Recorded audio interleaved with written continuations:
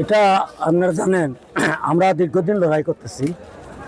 গত 30শে March 2026 jute মিলের কর্তৃপক্ষ শেষ পর্যন্ত সমস্ত শ্রমিকদেরকে 96 থেকে যারা চাকরি করেছেন তাদের সকলকে তাদের প্রাপ্য বেতন 4th পে কমিশন অনুসারে মিটিয়ে দেবেন, এই মর্মে তারা মাননীয় প্রধান বিচারপতি ত্রিপুরা হাইকোর্ট ওনার কাছে হলফনামা জমা দিয়েছেন এবং হলফনামায় বলেছেন যে এখনও পর্যন্ত 1637 জনের নামের তালিকা আছে যারা টাকা পাবেন।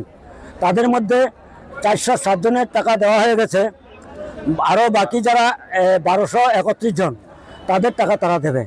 তার মধ্যে 528 জনের টাকা এই মাসের মধ্যে অর্থাৎ এপ্রিল মাসের 30 তারিখের মধ্যে 528 জনের টাকা, দ্যাট ইজ তারা 31 মার্চ 2010 পর্যন্ত যারা রিটায়ারমেন্টে গেছেন বা মারা গেছেন তাদের টাকাটা তারা মার্চের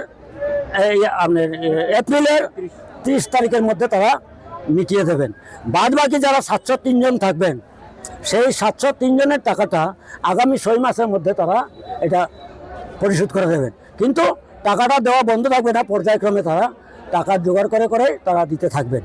এখন এই পরিপ্রেক্ষিতে আমরা আমাদের বায়োডাটা সহ আজকে আমরা পুনঃ আকর্ষণপত্র আমরা দিতে আসছি। পুনঃ আকর্ষণপত্রটা কেন দিয়েছি, আমরা 2024 ইংরেজিতে 29 তারিখ আমরা প্রথম নোটিশ দিয়েছিলাম ম্যানেজমেন্টকে। 24, 25, 26 এখনও পর্যন্ত কোনো জবাব দেয়নি। না দেওয়ার ফলে আমরা এই হাইকোর্টের রায় পাওয়ার পরে, এই যে কন্টেম্প কোর্টের রায় পাওয়ার পরে সিদ্ধান্ত নিয়েছি সম্মেলনের মধ্য দিয়ে যে না, আমরা পুনরায় এটা পুনঃ আকর্ষণপত্র আমরা দেব। এবং এই বেসিসে আমরা আজকে ওইখানে আমরা একটা সংক্ষিপ্ত সভা করেছি। সেই সংক্ষিপ্ত সভা থেকে আমরা সিদ্ধান্ত নিয়েছি লাইন করে আমরা মিলের ভিতরে গিয়ে আমাদের যে পুনঃ আকর্ষণপত্র বা রিমাইন্ডার লেটার এইটা আমরা জমা দেব। কিন্তু ভিতরে এসে আমরা দেখতেছি কি, আমরা যে দরখাস্তটা দেবো তার কোনো receive copy jute mill management দেবে না, অথচ মিলের বাইরে এই রিসিভ কপি কপি রাখার জন্য 4টা টেবিল করেছেন। কিন্তু তারা আমাদেরকে যে রিসিভ পেয়েছেন, আমার দরখাস্তটা পেয়েছেন, তার কোনো প্রমাণপত্র দিতে রাজি নয়। তার জন্য আমাদের মিলের যারা শ্রমিক কর্মচারী যারা আছে আমরা সবাইকে অনুরোধ করেছি যতক্ষণ পর্যন্ত আমার যে দরখাস্তটা রিসিভ কপি না দেবেন ততক্ষণ আমরা এটা জমা দেবো না। এটা ব্যবস্থা করতে হবে, আমার প্রত্যেকটা দরখাস্তের রিসিভ কপি আমাদেরকে দিতে হবে। এখন ম্যানেজমেন্ট বলেছেন যে ঠিক আছে আমরা রিসিভ কপি দেব, আপনারা একটু ওয়েট করেন, আমরা আমাদের রিসিভ ডেসপাচটা খুলে আমরা এটা শুরু করব।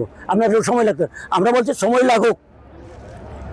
লাগুক, আপনারা আমাদের আমি যে জমা দিলাম তার প্রমাণপত্র হিসেবে আমরা রিসিপ্টটা দিতে হবে। এখনও পর্যন্ত জুট মিল কর্তৃপক্ষ আমাদের প্রতি সহানুভূতিশীল আছেন, আমরা তাদেরকে ধন্যবাদ জানাই এই হলফনামা দেওয়ার জন্য। এবং আমাদের যে কৌশলী পুরুষোত্তম রায় বর্মন, ওনাকে আমরা ধন্যবাদ জানাই এই